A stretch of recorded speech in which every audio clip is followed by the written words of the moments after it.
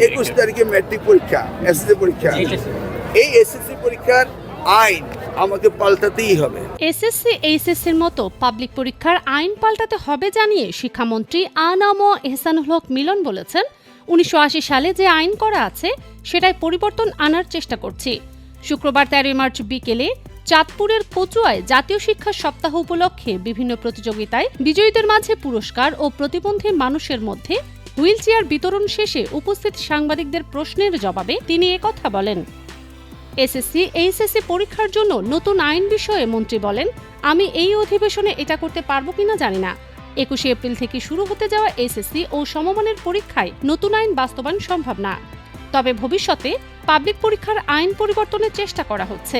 নতুন আইন পরিবর্তনের আগে বিদ্যমান পরীক্ষা নিতে হবে এবং তা সুষ্ঠু পরিবেশে হবে।